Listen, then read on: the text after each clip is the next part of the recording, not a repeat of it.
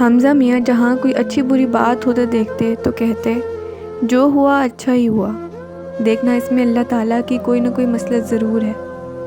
ایک دن کوئی بھوکا کتا حمزہ میاں کے محلے میں آ گیا۔ حمزہ میاں نے گھر میں پڑی ہڈیاں پھینکنے کی غرض سے کتے کو ڈال دیں۔ کتا ہڈیاں پا کر خوشی سے نہال ہو گیا اور حمزہ میاں کے دروازے پر ہی بیٹھ گیا۔ دوپہر کا وقت تھا۔ حمزہ میاں کے پڑوسی ابرار بھائی جو کسائی تھے گھر کے صحن میں گائے کی چربی رکھ کر چلے گئے۔ گھر والے سو رہے تھے۔ حمزہ میاں کا کتا دیکھ رہا تھا۔ ابرار بھائی کی چھت پر کودا اور چھت سے ان کے صحن میں۔ کتے نے چربی پورے صحن میں پھیلا دی۔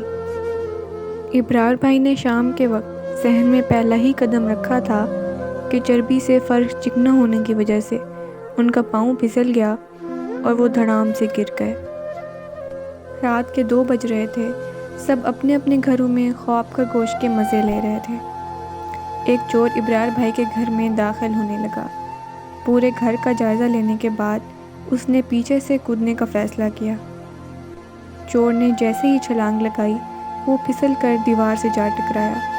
اسے کیا پتا تھا کہ یہاں چربی ہی چربی ہے۔ چور درد سے چیخنے چلانے لگا۔ ابرار بھائی کے گھر والے اٹھ بیٹھے اور بھاگتے ہوئے آئے۔ دیکھا تو صحن میں ایک آدمی گرا پڑا تھا۔ چور نے سب کو دیکھ کر بھاگنے کی کوشش کی لیکن درد سے اٹھ نہیں پایا۔ حمزہ میاں بھی وہیں آ گئے۔ انہوں نے کہا جو ہوا اچھا ہوا، اللہ پاک کی یہی مصلحت تھی، ورنہ چور چوری کر جاتا تو زیادہ نقصان ہو جاتا۔